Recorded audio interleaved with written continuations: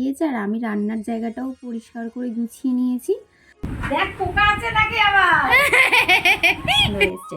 আর এখানে আমি রান্না বসিয়ে দিয়েছি। তো সুবল রাখিল নাম ঠাকুর কানাই, শ্রীদাম রাখিল নাম রাখাল রাজা ভাই। হাই সবাইকে, কেমন আছো তোমরা সবাই? আশা করছি অনেক ভালো আছো। আমার ব্লগে তোমাদের অনেক অনেক স্বাগত।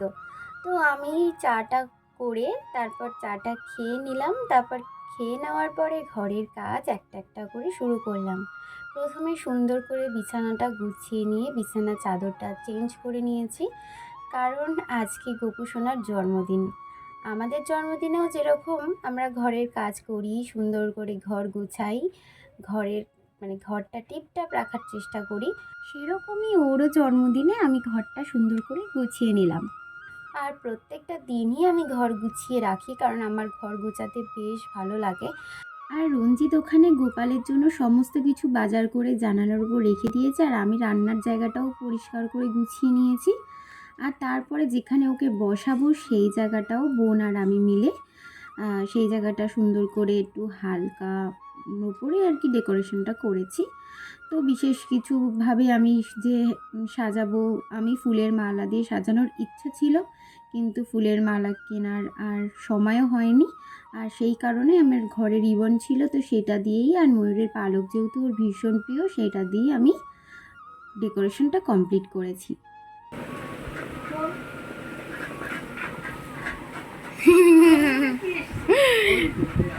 দেখ পোকা আছে নাকি আবার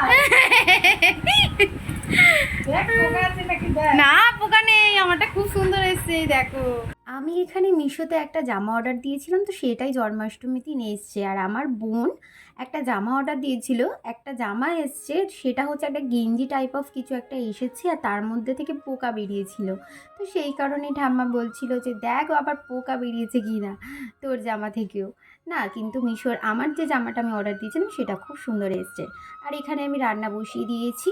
তো এক এক করে সব কিছু রান্না করছিলাম, আর চালটা এখানে বেছে নিচ্ছিলাম। চালটা বেছে আমি খিচুড়ি করেছিলাম, একদম সামান্য অল্প করে খিচুড়ি, লুচি, পায়েস, সুজি, ক্ষীর। তো যতটুকু আমার সামর্থ্য ছিল আমি ততটুকুই করেছি। আর এখানে দেখো আমার আদা ঘষুনি ছিল না, তো সেই কারণে আমি এই যে ফুটো ফুটো যে ছান্তাগুলো হয় সেটা দিয়েই আমি করে নিয়েছি। আর আদাগুলো কিন্তু খুব সুন্দর বেরিয়েছে। এগুলো হচ্ছে বুদ্ধি, আর এটা হচ্ছে আমার ঠাম্মার বুদ্ধি। তো আগেকার দিনের মানুষের বলে না যে বুদ্ধি প্রচুর, তো এইগুলোই হচ্ছে প্রমাণ। তো খিচুড়িটা আমার এখানে রেডি হয়ে গেছে। এবার খিচুড়িটা নামিয়ে আমি এবার সুজি বসাবো। তো এখানে এই যে সুজিটা বসিয়ে দিলাম। আর সুজিটা আমি ঘি দিয়ে করেছিলাম, যতটুকু পেরেছি বললাম আমি আগেই। তো আমি যতটুকু পেরেছি গোপালের পছন্দ মতন। আর আগের বার যখন করেছিলাম, আগের বার তো কিছু করতে পারিনি গোপালের জন্য, তো তখন আমার খুব খারাপ লেগেছিল। ভেবেই নিয়েছিলাম যে পরের বছর আমার যতটুকু সামর্থ্য হয় আমি ততটুকু করব।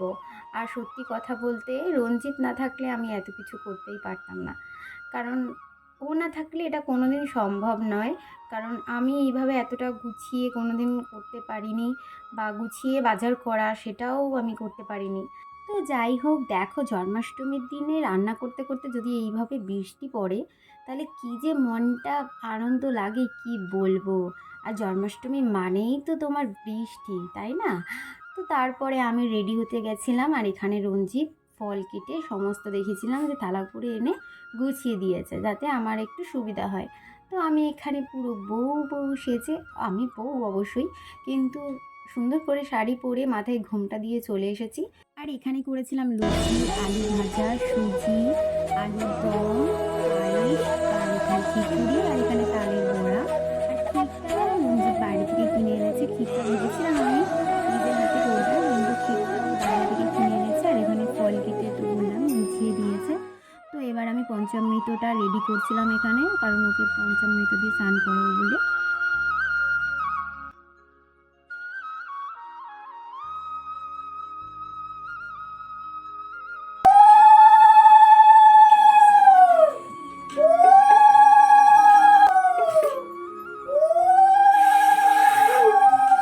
তারপরে ওকে পঞ্চামৃত দিয়ে স্নান করিয়ে ওকে জামা পরিয়ে সুন্দর করে বসিয়ে দিয়েছি সিংহাসনে। তারপর আয়নাটা ওকে দেখিয়ে দিলাম এখানে।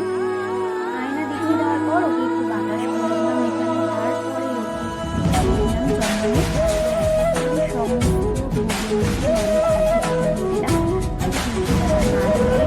ভোগ গ্রহণ করে না।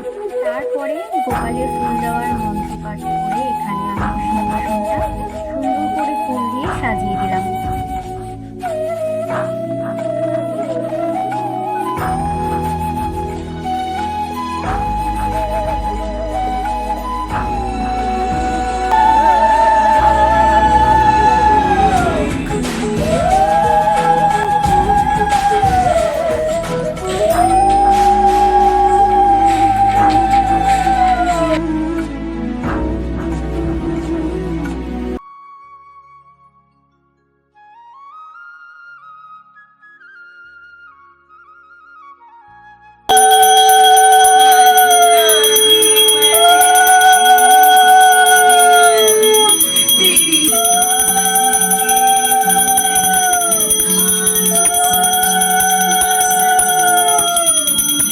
তারপর গোপুকে এখানে ভোগ নিবেদন করে তারপরে আমরা অষ্টশত নাম জপ করলাম।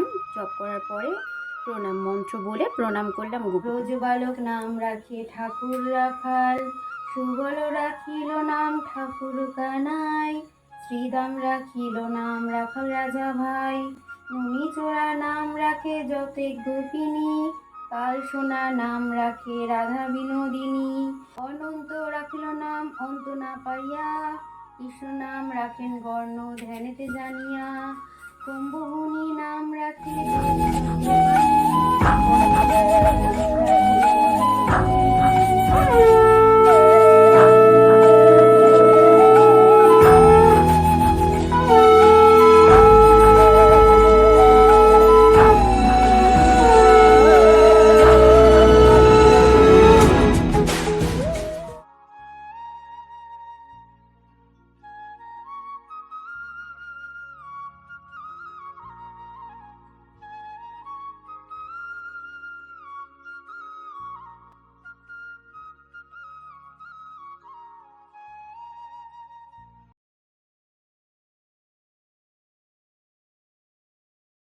গপুর পছন্দের খাবার একটু গপুকে নিজের হাতে খাইয়ে দিলাম।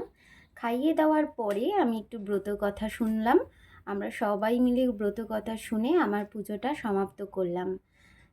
আমার ব্লগটা কেমন লাগলো তোমাদের, আর ভালো লাগলে চ্যানেলটা সাবস্ক্রাইব করতে কিন্তু একদম ভুলবে না। বাই।